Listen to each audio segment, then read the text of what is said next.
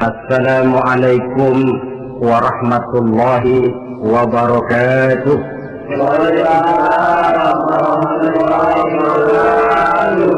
Perbendaharaan surga itu apa? Wa kitmanul musibah, menyembunyikan kesulitan. Kadang orang takut menghadapi kesulitan, tapi makin kita merenung, hidup ini kan sebenarnya urusan. Takut sama urusan, ya jangan hidup. Tandanya orang hidup itu kalau punya urusan. Urusan melupakan problem. Problem sering menimbulkan kesulitan. Kesulitan bukan untuk ditakuti, tapi untuk diatasi dan dicarikan jalan keluarnya. Siapa sih orangnya yang gak pernah sulit-sulit? Makin tinggi status sosialnya, makin gede urusannya. Makin tinggi kualitas imannya, makin berat tingkat kesulitannya. Cuma memang yang namanya enak itu seperti pelangi. Biang lala itu nggak pernah di atas kepala kita, di atas kepala orang melulu. Lo sih enak lo, kata kita. Dia juga bilang yang enak kan lo. Pelangi itu nggak pernah di atas kepala kita. Kata tukang beca, aduh enak ya naik Mercy. Kata tukang beca, apa yang di dalam mobil Mercy? Aduh enak bener tukang beca, di jok ngeringkuk ngorok pulas bener. Saya kamar pakai AC sejuk, tempat tidur sutra empuk, alga spring bed, kulak kulik nggak bisa pulas kalau belum minum Valium, belum tidur. Enak bener tukang beca, di jok ngorok nggak tahu wetan kulon. Si tukang beca bilang yang di Mercy enak, yang di Mercy bilang tukang beca enak. Inilah enak, nggak pernah di atas kepala kita, di atas kepala orang lain melulu enak itu. Nah saudara-saudara, yang merupakan perbendaharaan surga itu orang yang bisa menyembunyikan kesulitan, baik pribadi ataupun rumah tangga. Nih terutama rumah tangga yang jadi soalnya. Kadang-kadang kita ini kalau senang, sebaliknya kalau senang kita diam, kalem aja, cuek. Banyak banget duit kita bawaan, diam aja udah. Malah ketemu orang takut. Tapi begitu susah, sekampung tahu. Padahal Nabi mengajarkan perbendaharaan surga itu menyembunyikan musibah, menyembunyikan kesulitan. Kalau enak, cerita sama orang-orang. Kalau nggak enak, rasain sendiri, tekan sendiri, atasin sendiri. Kita kan sebaliknya, senang kita diam, asal lagi susah, paling tidak kita nyari teman buat cerita kesusahan. Siapa orangnya yang nggak pernah susah? Cuma soalnya bagaimana kita mengatasi kesusahan itu sendiri. Begitu juga misalnya kalau orang sudah berumah tangga, itu orang tuanya harus menjadi tempat dia cerita yang enak-enak saja. Yang nggak enak rasain berdua, selesaikan berdua, atasin berdua. Jangan dibalik. Asal senang diam, giliran susah saja. Maknya laporan. Terbalik. Bisa menjaga security informasi. Makan sama bayam, keluar, diem. Malah seluitan. Enak amat lo makan daging ayam. Security informasi. Saudara-saudara kaum muslimin, rahimakumullah.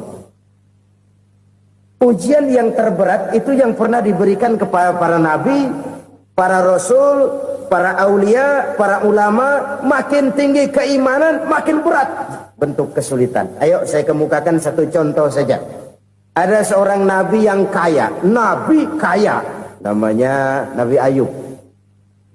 Iblis kalau orang begini kan keki, ibadahnya rajin, kaya. Nih yang kayak begini susah digodain. Kalau ibadahnya rajin, miskin, kali bisa disogok. Sini imannya mantap, ibadahnya rajin, kaya, nabi lagi. Oh, tapi namanya iblis nggak kurang akal. Laporan, Tuhan, kenapa iblis? Ya ini bahasa saya, bahasa Qurannya sih nggak gitu. Itu hambamu yang namanya Ayub, dia rajin ibadah cuma karena dikasih kaya aja.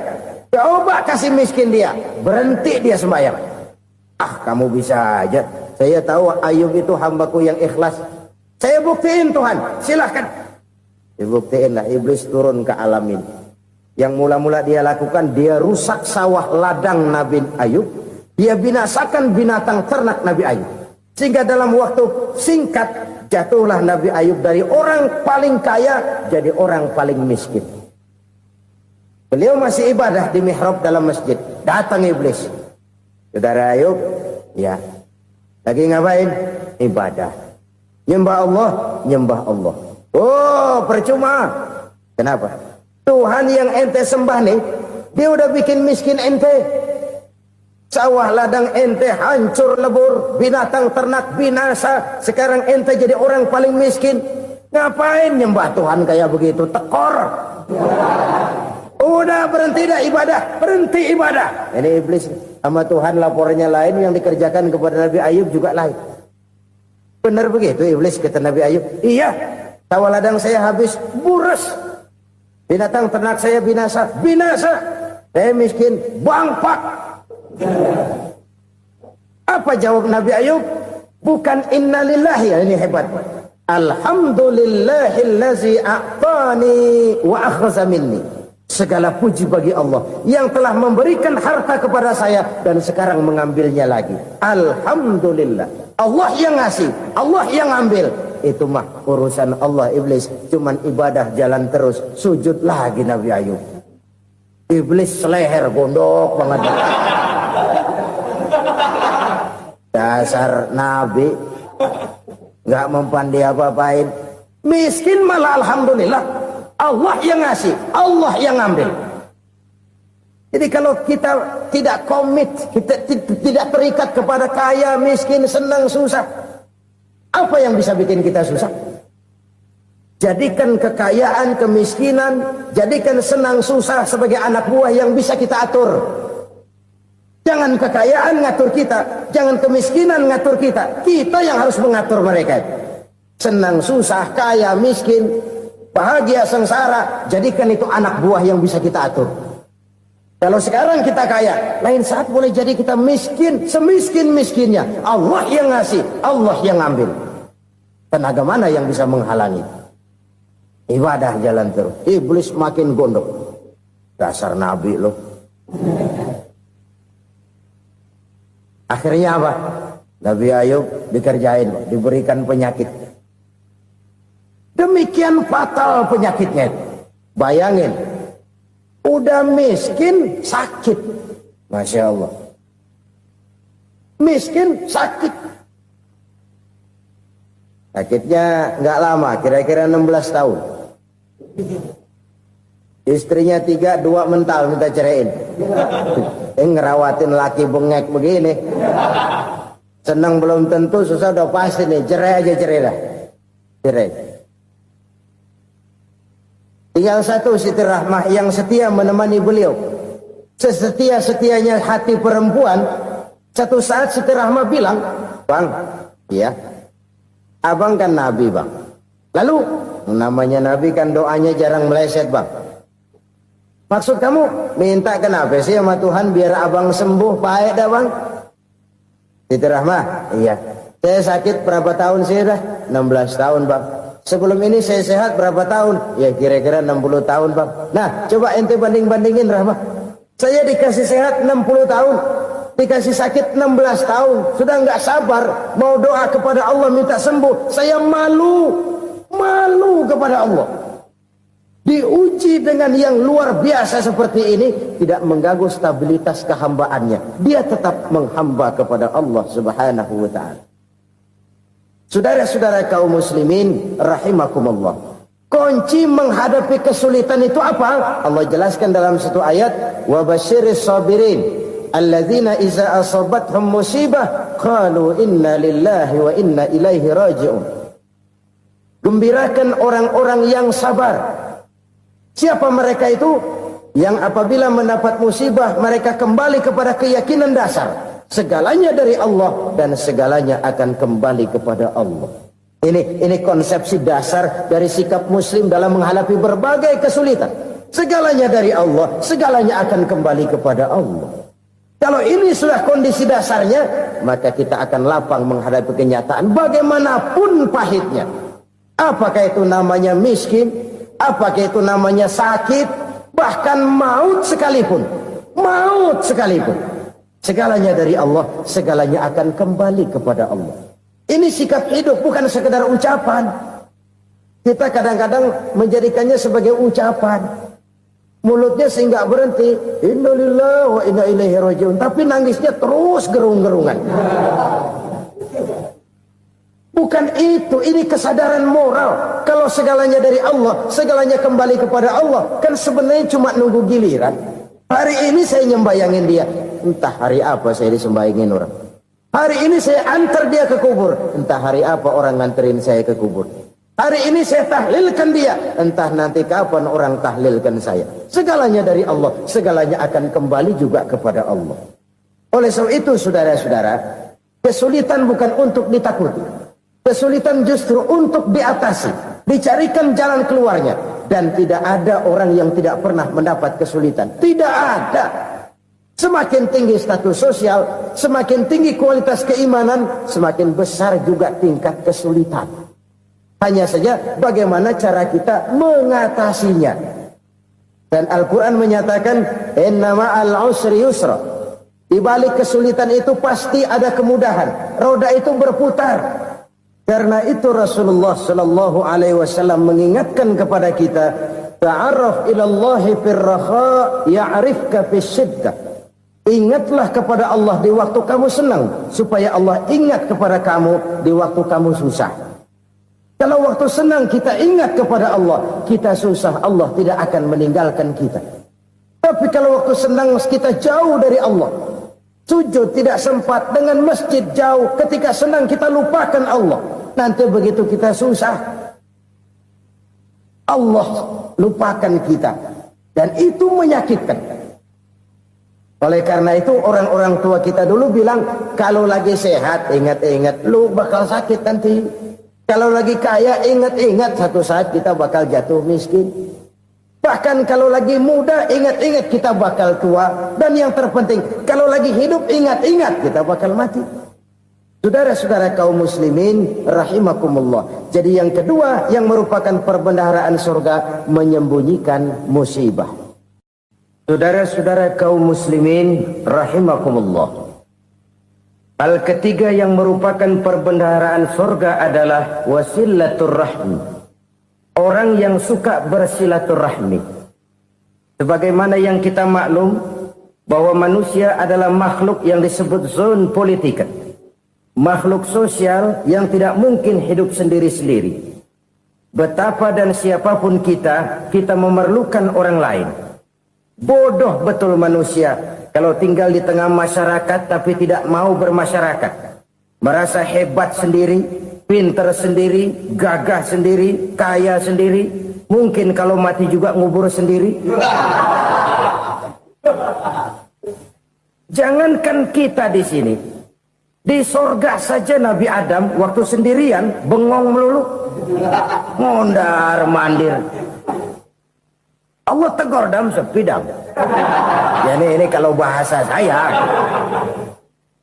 Iya Tuhan sepi ini nggak ada coret-coretan pisan ini. Diciptakan Siti Hawa baru anteng Nabi Adam. Itu di sorga.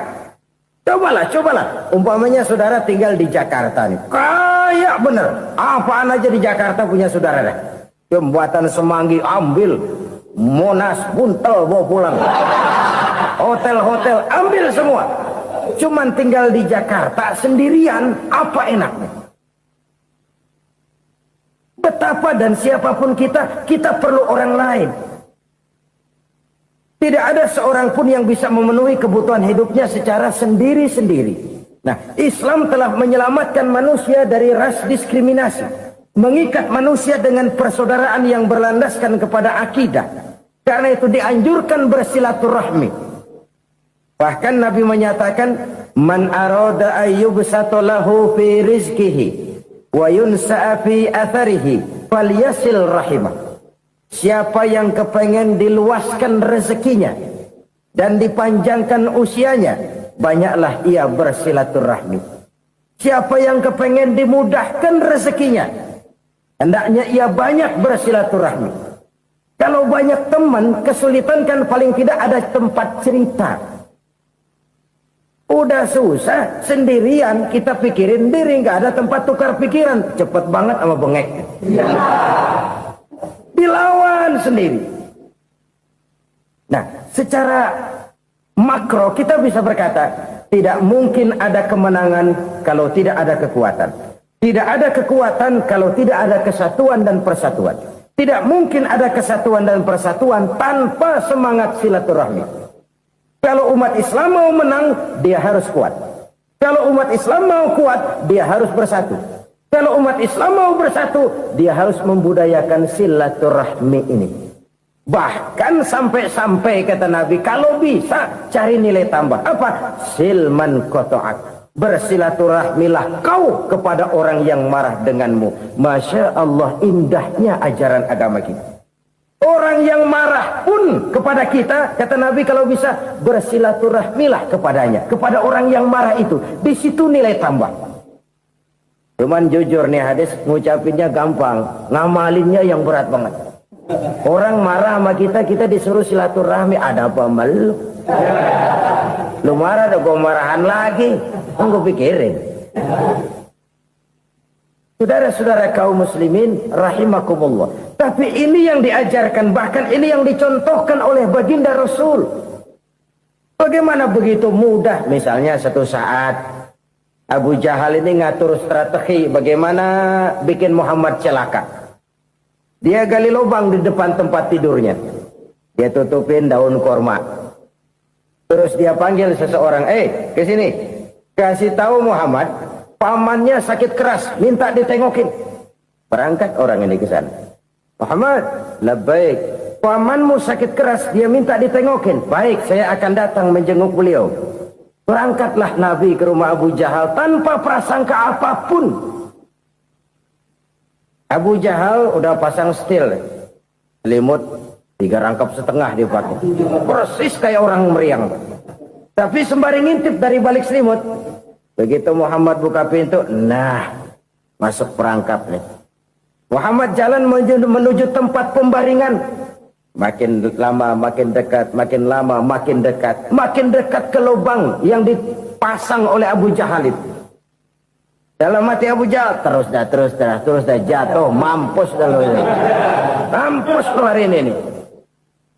Apa yang terjadi?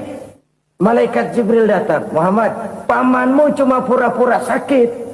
Di depan tempat tidurnya ada lubang perangkap supaya kamu jatuh ke situ. Sudah, kamu pulang. Balik kanan Nabi. Sudah hampir jatuh ke lubang, balik kanan, pulang. Bayangin kecewanya Abu Jahal. Muhammad dikit lagi, Muhammad dikit lagi. Enggak, paman, saya pulang aja. Emosi bangun dari tempat tidur, enggak sadar kalau lagi pura-pura sakit. Lompat ngejar Nabi, dia lupa dengan lubang yang dia gali. Serak, nyemplung sendiri ke dalam lubang.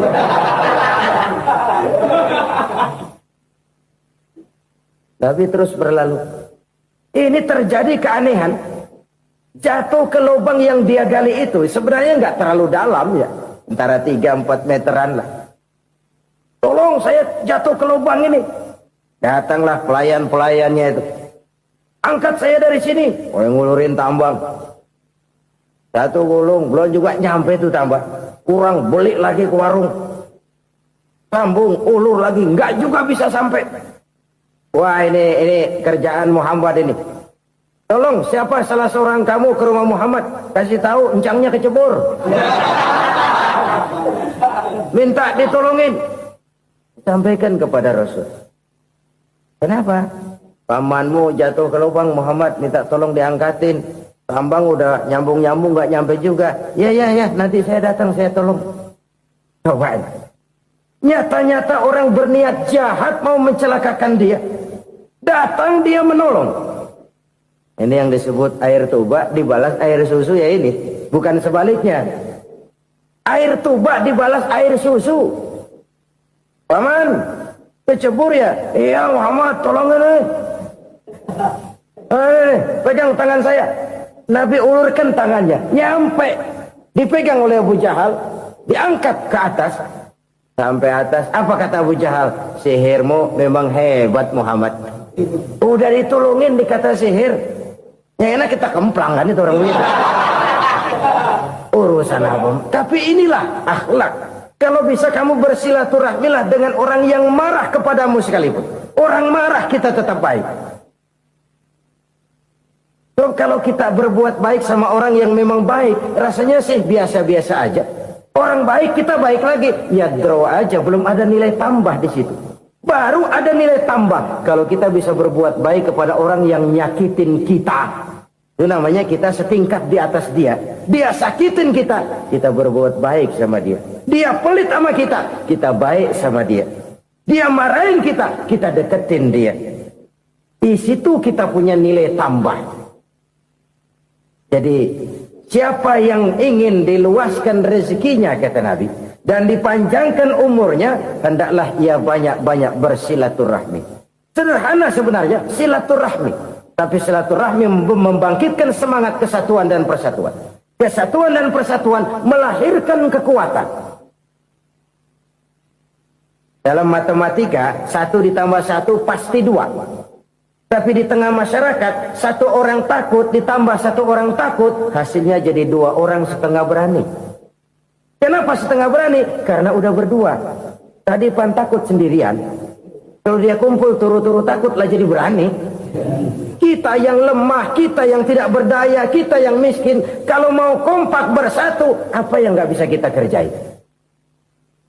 Apalagi tinggal di kota besar, pilihan cuma 2. Bertahan atau minggir. Bertahan atau minggir. Untuk bisa bertahan harus mampu bersaing. Untuk mampu bersaing harus punya keahlian. Keahlian harus ditunjang dengan pendidikan, ditambah oleh kekompakan sebagai umat. Udah miskin mencar mulu, orang injak kita. Orang nggak pandang urusan apa yang malu.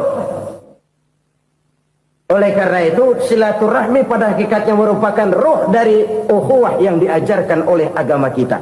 Bagaimana Islam menyelamatkan masyarakat manusia dari ras diskriminasi, mengikat manusia, dan tidak ada persaudaraan yang lebih indah selain persaudaraan yang diikat dengan nilai-nilai akidah. Sepanjang orang di jalan Allah, itulah saudara kita.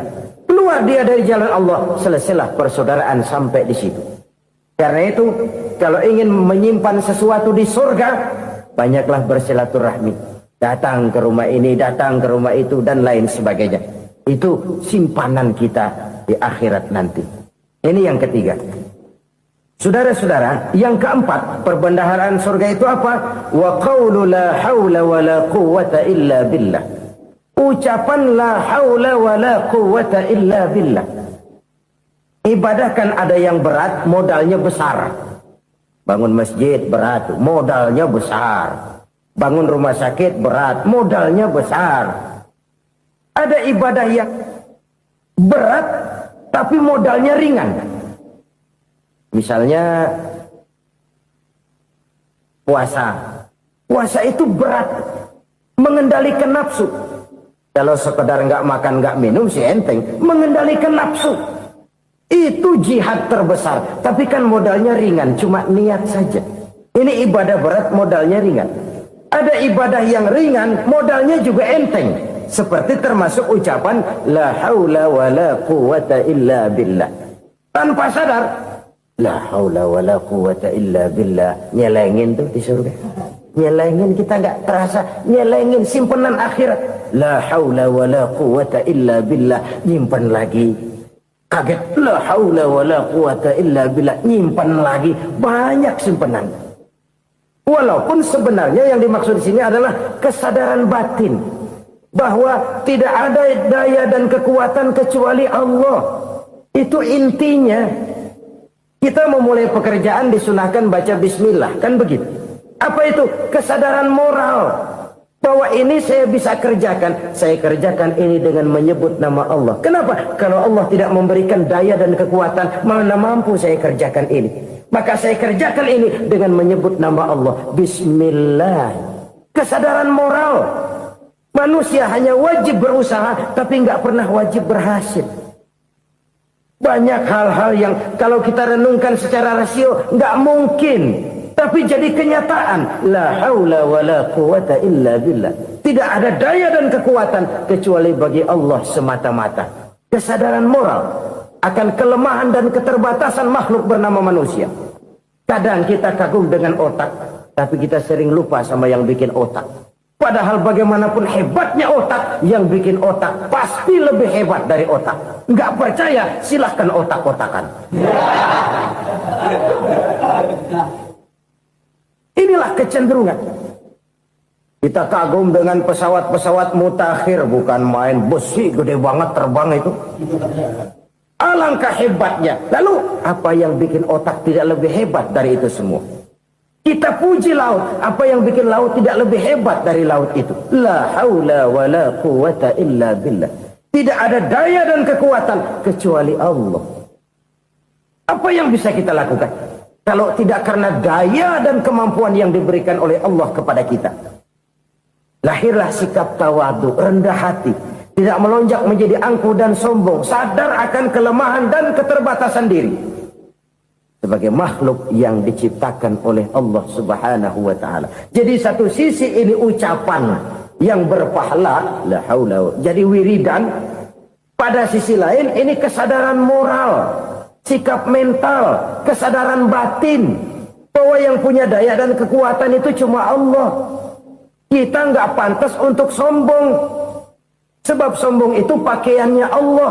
Kita nggak sedang pakai pakaian Allah, kegedean. Dan makin kita renungi, makin terbentur. Apa sih yang bisa kita sombongin? Kita mau sombong apa? Kaya, pintar, itu kan semua relatif.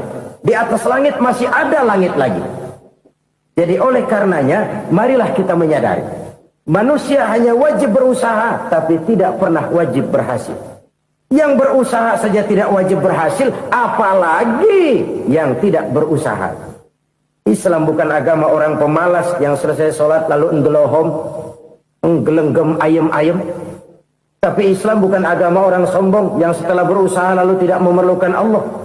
Kita bisa saja bikin proyeksi, tahun sekian kita bakal panen besar menurut perhitungan otak. Tapi ada kejadian lain. Apa? Tikus ngambek. Habis itu dimakanin tikus, panen gagal. Proyeksi rasional gagal oleh tikus-tikus yang ngambek itu. Bisa saja terjadi. Tahun depan kita panen besar, urung. Kenapa? Musim panas panjang. Dan sekarang ini koran-koran bikin berita musim mengalami penyelewengan. Bukan cuma manusia yang nyeleweng sekarang. Musim pakai nyeleweng. Mestinya kan musim hujan udah selesai. Masih hujan-hujan juga. Musim. Nah sekarang kita boleh bikin proyeksi. Kita bakal panen besar. Tahu-tahu musim panas panjang.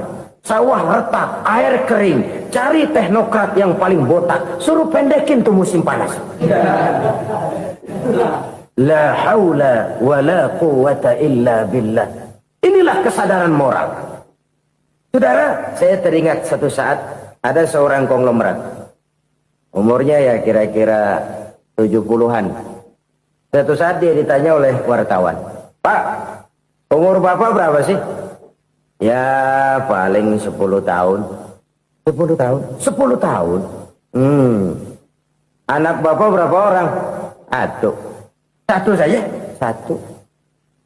Harta Bapak berapa? Ya paling-paling bangsa 7 juta kali. 7 juta? Iya. Pak, kenapa Bapak bohongi saya? Bapak punya buku biografi. Koran-koran, majalah-majalah banyak memuat cerita riwayat hidup Bapak. Saya tahu umur Bapak 70. Kenapa bilang cuma 7 tahun? Saya tahu anak Bapak 8. Kenapa cuma bilang 1? Saya tahu harta Bapak miliaran, mungkin triliunan. Pabrik di mana-mana, bank di mana-mana. Kenapa bilang uang Bapak cuma 7 juta? Nah, kata si konglomerat tadi, kamu benar, nak, kamu benar. Umur saya kalau jumlahnya memang 70, nak. Cuman ingat-ingat saya, baru 7 tahun terakhir ini saya sujud. Baru 7 tahun terakhir ini saya berusaha dekat dengan Allah. Saya laksanakan perintahnya. Saya jauhi larangannya. 7 tahun inilah rasanya yang ada nilainya di hadapan Allah. Yang 63 tahun matong, kelabu, kelem umur gue. Habis untuk maksiat, untuk munkarat. Maka ketika ditanya tadi, umur saya 7 tahun itu. Oh begitu Pak. Oh iya. Lalu anak Pak. Anak bapak kan 8. Kenapa bilang cuma 1? Nah, kalau jumlah hitungannya memang anak saya 8. Tapi dari 8 orang ini rasanya cuma 1 nih. Yang bakal jadi buah hati, belahan jantung. Pelanjut cerita, penerus sejarah. Bakal jadi anak soleh yang akan mendoakan saya. Cuma 1 rasanya anak saya ini yang bakal jadi buah hati saya. Besar-besaran saya. Yang akan mendoakan di kubur saya. Yang akan mendoakan di akhirat saya. Yang 7 orang mana, Masya Allah, yang atu tenggeng, yang atu nyekek botol mulu, yang atu nggak karu-karuan. Makanya saya bilang 1 anak saya yang akan bisa mendoakan saya. Oh begitu Pak. Iya. Nah harta Pak, harta Bapak kan triliunan, pabrik Bapak di mana-mana, uang Bapak hampir di tiap bank-bank besar. Kenapa bilang cuma 7 juta? Betul kau nak. Harta saya kalau jumlahnya memang miliaran, triliunan mungkin. Tapi yang saya ingat baru 7 juta tuh yang saya belanjakan di jalan Allah. Saya nyumbang masjid, saya santuni yatim piatu, saya bantu pembangunan pesantren, saya bantu pembangunan rumah sakit Islam. Itu yang akan saya bawa pulang ke akhirat, yang 7 juta itu.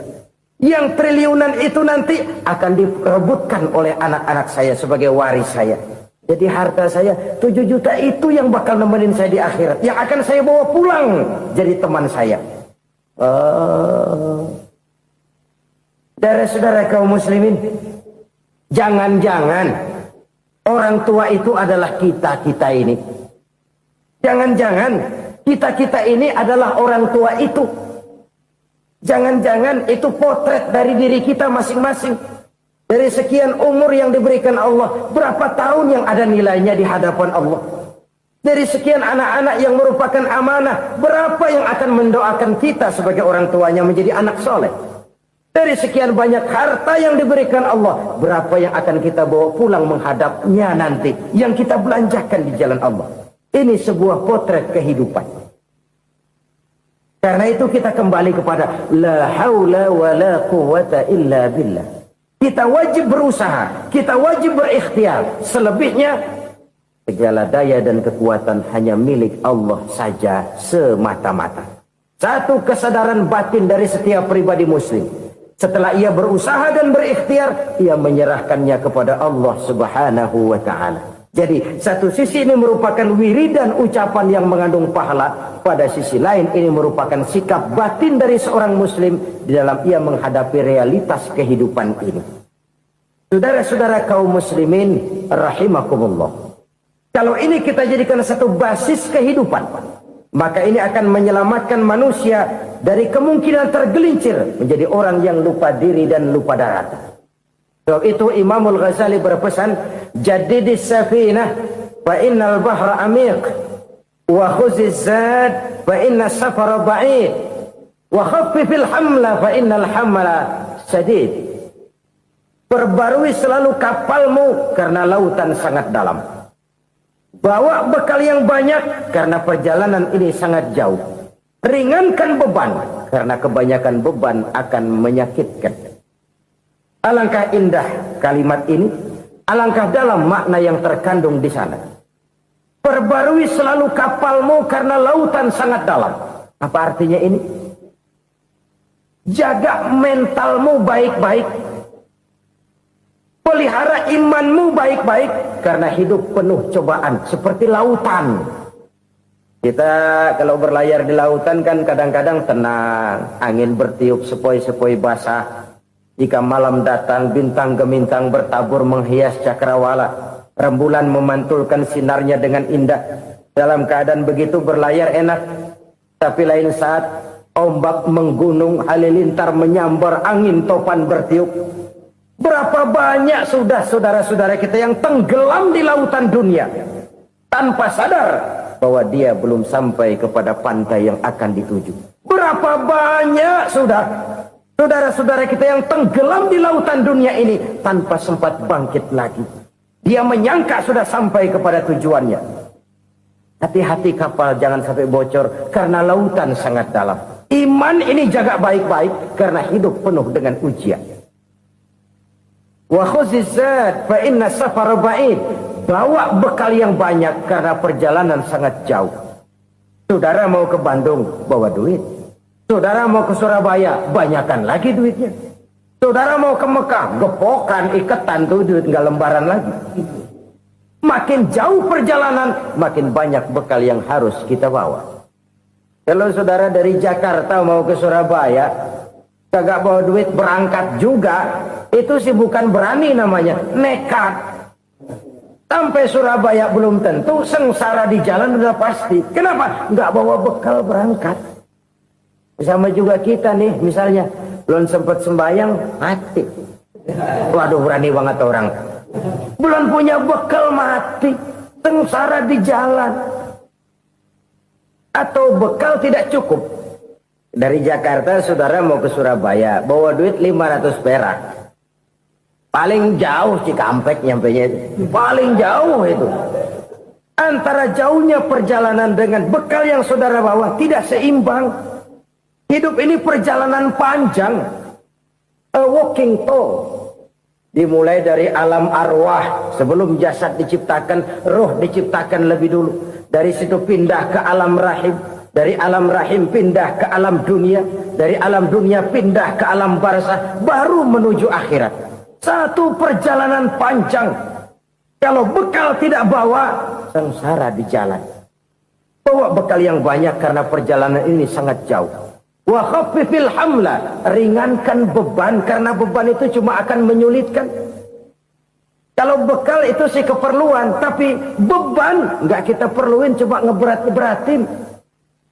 Apa ini beban? Dosa, kecurangan, kebatilan, kesoliman, ketidakadilan, kesewenang-wenangan. Itu akan jadi beban kita di akhirat. Alangkah celakanya, perjalanan panjang, bekal tidak bawa, beban kelewat banyak, alamat sengsara di jalan. Pahala tidak ada, dosa berlipat ganda. Na'udzubillah, summa na'udzubillah. Kalau kita rangkum nasihat Al-Ghazali dengan kisah si konglomerat tadi, kita akan mengambil kesimpulan. Pertama, bekal terbaik dalam menghadapi gejolak kehidupan ini tidak lain adalah iman. Yang kedua, pahala dan dosa. Dua hal kontroversial.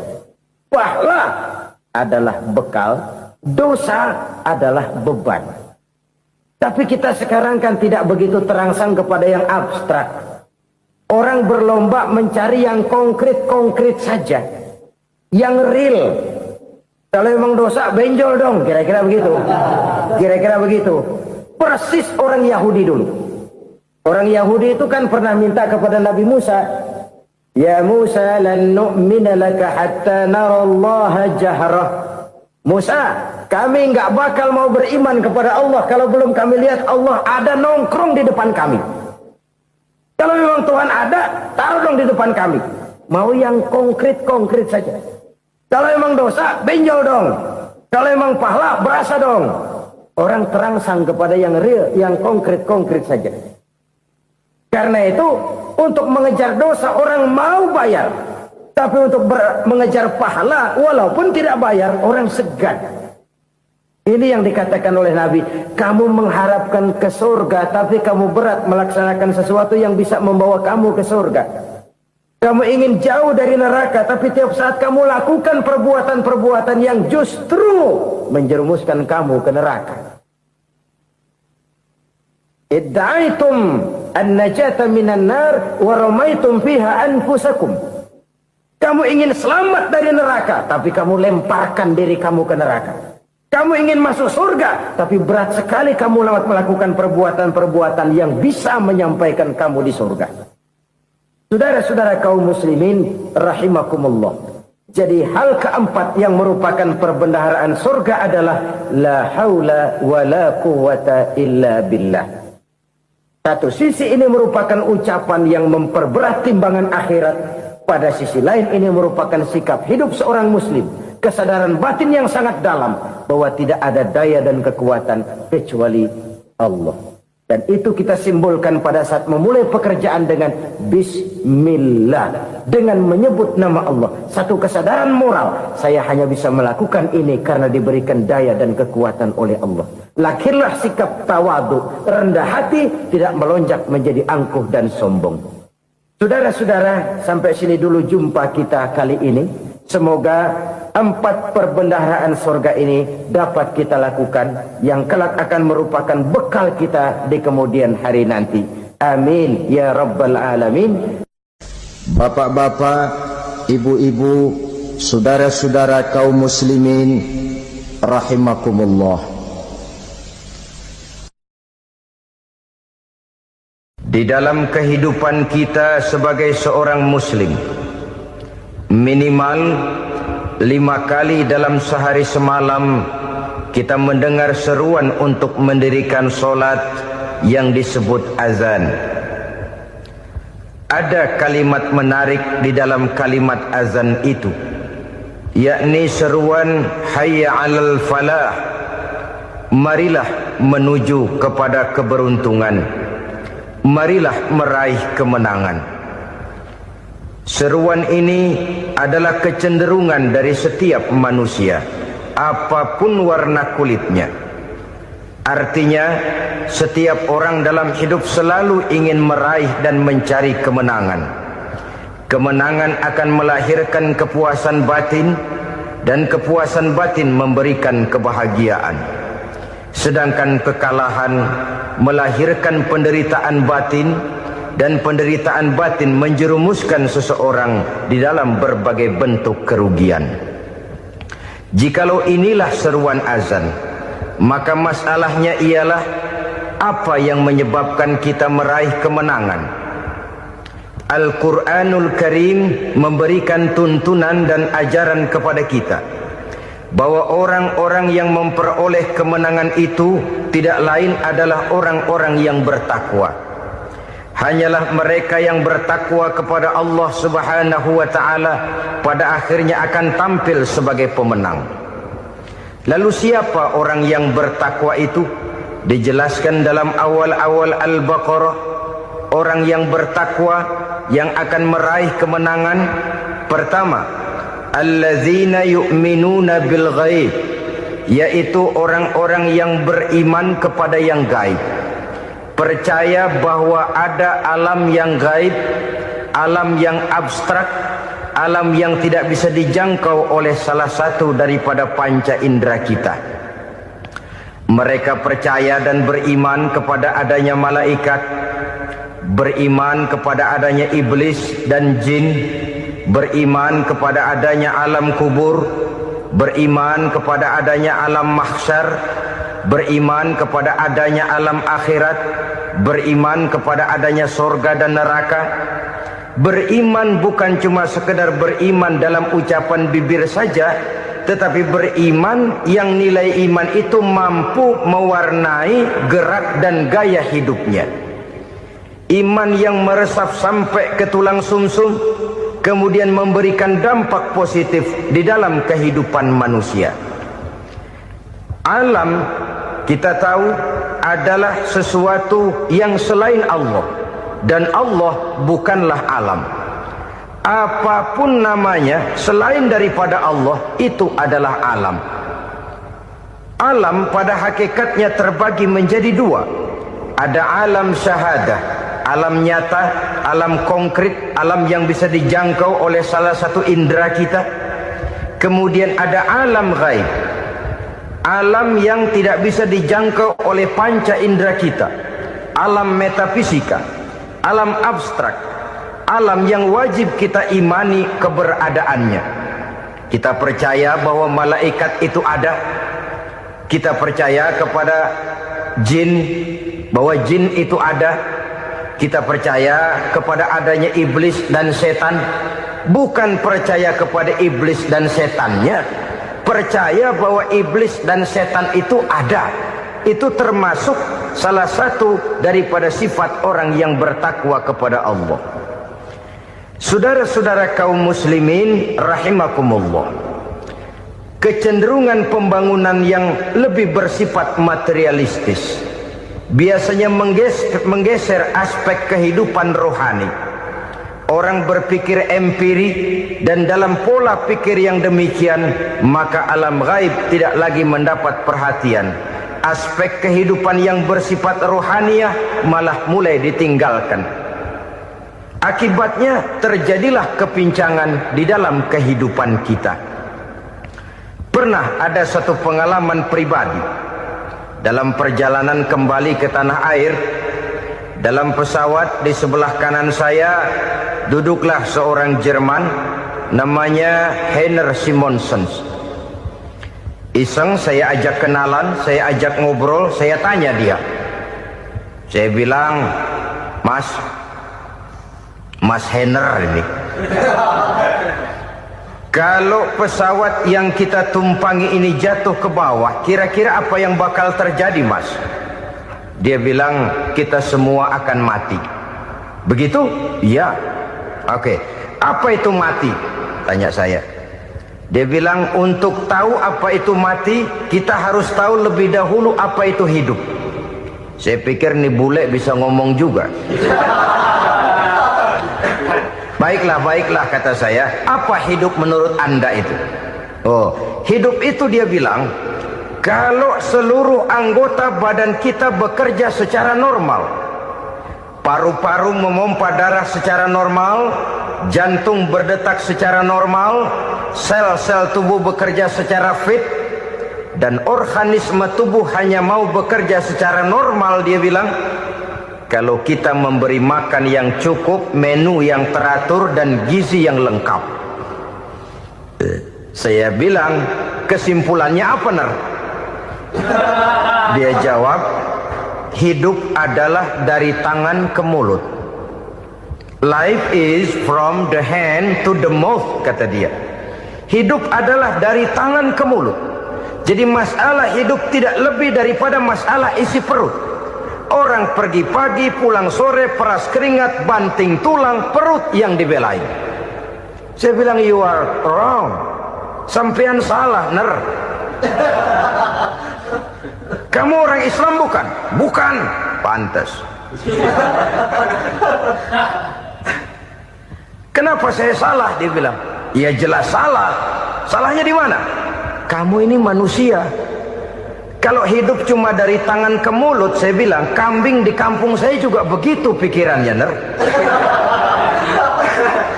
Itu kambing di kampung saya, asal perutnya kenyang, sudah hidup dia. Perkara besok bagaimana, lusa prospeknya macam mana, bulan depan ada apa, kambing nggak pernah mikir. Di kampung saya kambing juga pikirannya begitu. Kamu Kristen ya? Tadinya. Loh kok tadinya, lalu apa sekarang kamu ini? Dia bilang, sekarang saya netral. Saya tidak beragama, tapi saya percaya kepada Tuhan sebagai pencipta alam. Saya ingat benar dia bilang, I haven't any religious, but I believe to God as the creator of the world. Kenapa bisa netral begitu, Ner? Habis saya bingung katanya. Islam bilang Islam baik, Kristen bilang Kristen baik, Hindu Buddha bilang Hindu Buddha baik, semua agama baik. Saya netral sekalian, nggak beragama. Yang penting saya percaya kepada Tuhan. Saya bilang, Ner, kamu ini kayak orang mau beli celana, lalu bingung. Yang satu bilang Levi's bagus, yang satu bilang Blue Jean hebat, yang satu bilang Wool England hebat. Celana ini hebat, celana itu bagus, celana ini hebat. Semua celana bagus, kamu bingung. Akhirnya netral, tidak pakai celana. Itu juga salah. Saya pikir-pikir, kemudian saya melihat bahwa dua pola berpikir Heiner ini nampaknya sudah mulai menggejala di lingkungan masyarakat bangsa kita. Disadari atau tidak, secara jujur kita harus berkata, dua pola pemikiran Heiner ini mulai berkembang di tengah masyarakat bangsa kita. Pertama, pola pikir materialisme. Hidup adalah dari tangan ke mulut. Masalah hidup tidak lebih masalah isi perut. Itu yang perlu dibela, dan disitulah arti kehidupan. Pergi pagi, pulang sore, peras keringat, banting tulang untuk mempertahankan perut. Kalau sudah kemari cara orang berpikir, maka buat apa percaya kepada yang gaib? Untuk apa sholat? Untuk apa puasa? Untuk apa zakat? Untuk apa menghadiri majelis taklim? Tanpa kepercayaan kepada yang gaib, hidup berjalan menurut alur empiris dan materialis. Kalau sudah ke sana cara orang berpikir, biasanya orang lalu cenderung menghalalkan segala cara. Hanyalah orang yang percaya bahwa akhirat ada, hanyalah orang yang percaya bahwa alam kubur itu ada, hanyalah orang yang percaya bahwa malaikat itu ada, hidupnya akan lebih terarah dan terkendali. Karena kepercayaan kepada yang gaib, yang merupakan fase daripada kehidupan setelah hidup yang sekarang ini, mewarnai gerak pribadi seseorang di dalam dia melakukan kegiatan hidupnya. Pola berpikir materialisme, disadari atau tidak, mulai menggejala di lingkungan masyarakat bangsa kita. Hidup tidak lebih dari urusan tangan ke mulut, mulut ke tangan, tangan ke mulut. Asal perut sudah kenyang, hiduplah sudah. Perkara bagaimana prospek hari yang akan datang, bagaimana akhirat, tidak jadi persoalan. Ini yang oleh Nabi diperingatkan, ad-dunya sijnul mu'min wa jannatul kafir. Dunia adalah penjara bagi orang beriman dan surga bagi orang kafir. Dulu di zaman Belanda hadis ini pernah disalah tafsirkan, disalah artikan, digunakan sebagai senjata untuk mengkebiri dan membuat impoten umat Islam. Sudahlah umat Islam gak usah macam-macam, kata Belanda. Dunia ini kan penjara buat orang Islam, surga buat orang kafir. Di penjara jangan bertingkah.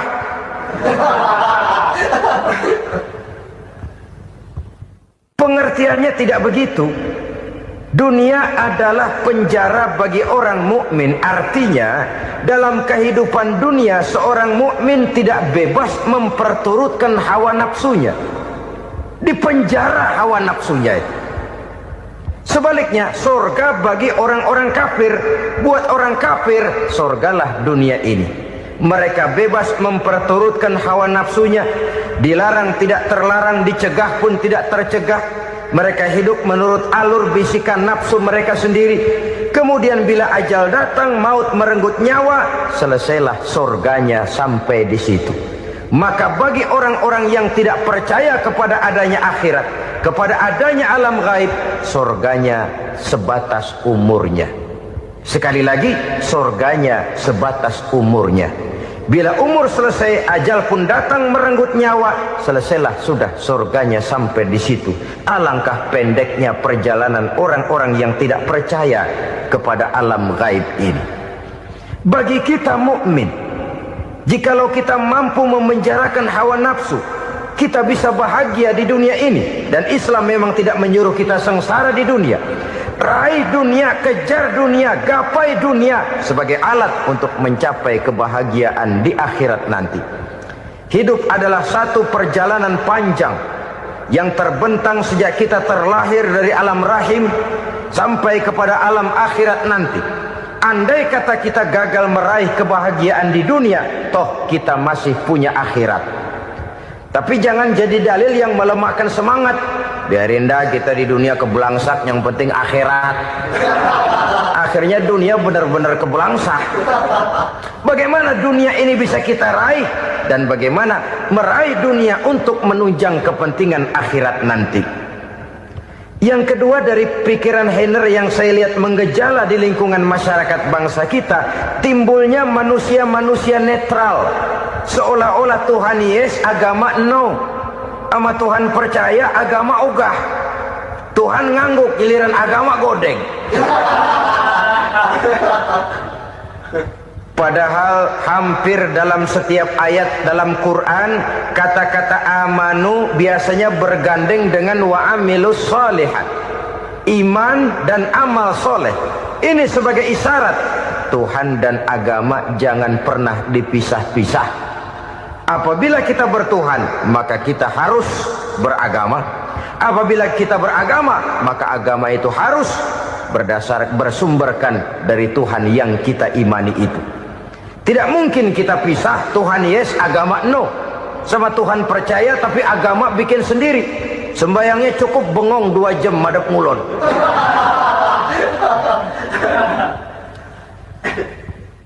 Saudara-saudara kaum muslimin rahimakumullah.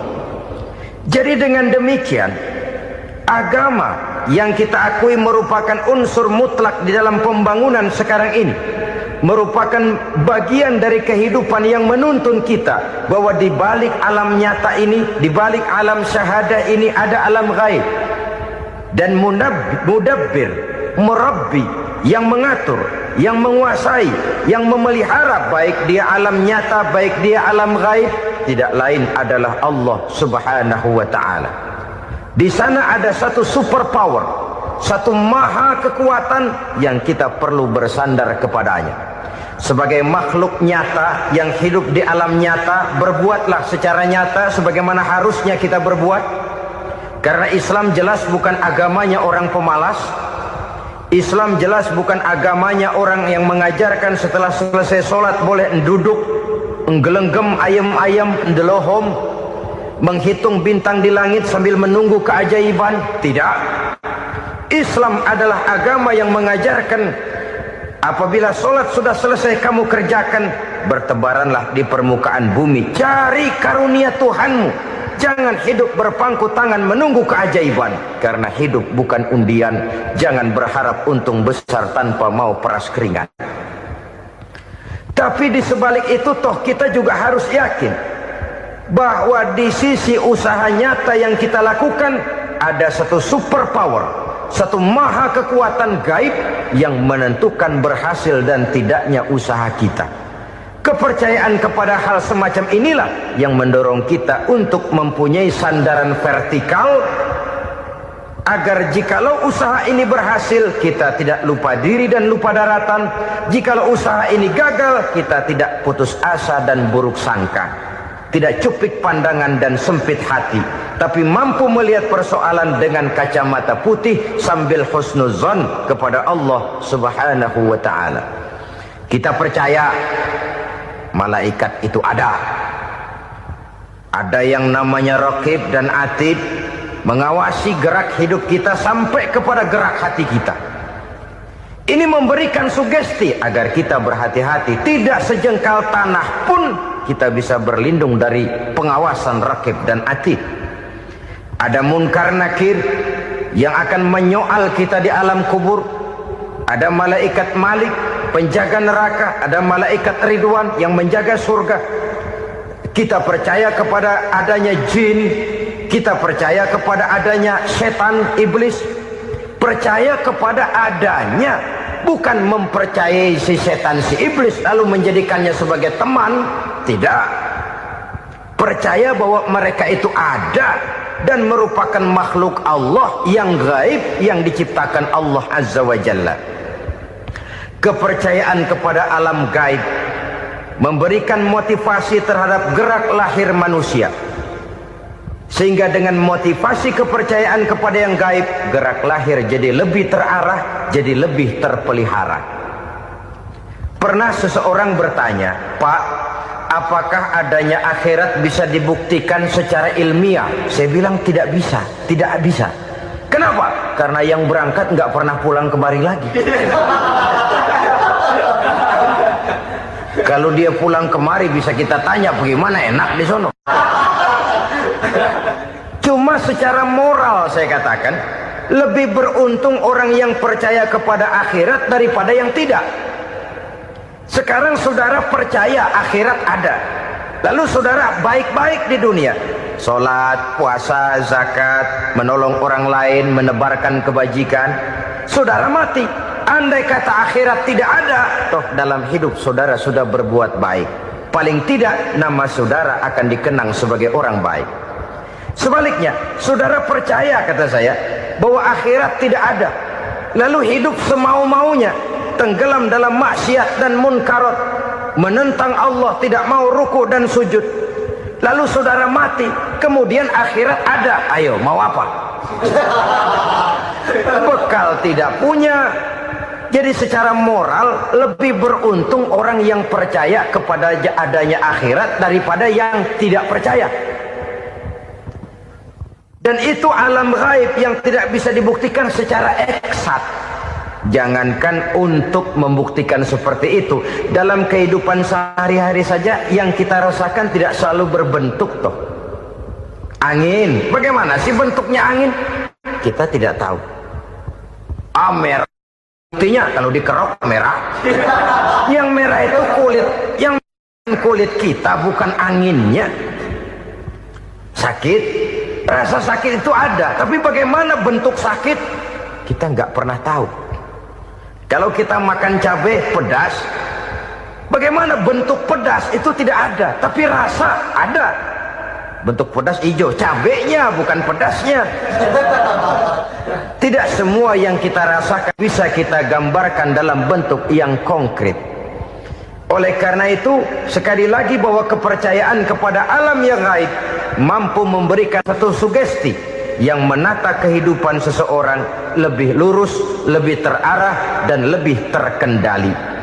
Maka wajar kalau kepercayaan kepada yang gaib mengantarkan seseorang untuk meraih kemenangan. Kenapa?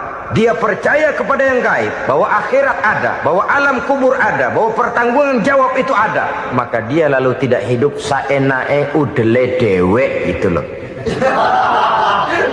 Tidak hidup menurut seleranya sendiri, terarah, teratur. Ini cirinya yang pertama. Orang bertakwa yang akan meraih kemenangan, mereka beriman, mereka percaya kepada yang gaib.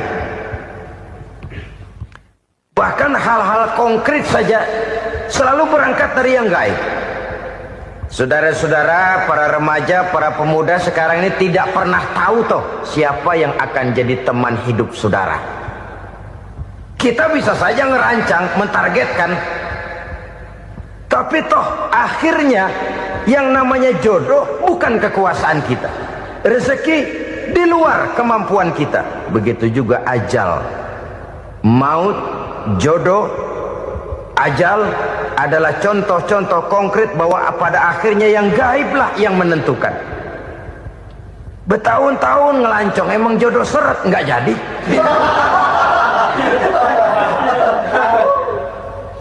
Begitu kenal baru setengah malam nginep ditangkap hansip kan. Hal-hal semacam itu kadang-kadang kita berpikir suuzon, gilet, perempuannya cakep banget, lakinya rebek amat. Memang begitulah jodohnya. Memang begitulah jodohnya. Saudara hadirin ma'asyiral muslimin yang saya hormati, jadi hal-hal yang konkret saja kita yakini sepenuhnya ditentukan oleh satu superpower yang gaib itu tadi. Dari sanalah segala ketentuan itu berangkat dan kesanalah segalanya akan kembali. Maka kepercayaan kepada yang gaib meluruskan gerak hidup seseorang dan itu akan mengantarkan dia kepada meraih kemenangan. Satu. Yang kedua, wa yuqimuna shalah. Orang bertakwa yang akan meraih kemenangan itu adalah orang-orang yang mendirikan sholat. Kenapa sholat mengantarkan orang untuk meraih kemenangan? Yang jelas, inna sholata tanha anil fahsya'i wal munkar. Sholat mampu mencegah manusia dari perbuatan keji dan munkar. Banyak filsafat hidup yang terkandung di dalam sholat ini. Sejak kita wudhu sampai kita menghadap ke arah kiblat, sampai kita melakukan gerak-gerak sholat, bacaan-bacaan yang ada di dalam sholat, lalu sampai kepada mengucapkan salam. Banyak filsafat hidup yang terkandung di dalam sholat. Umpamanya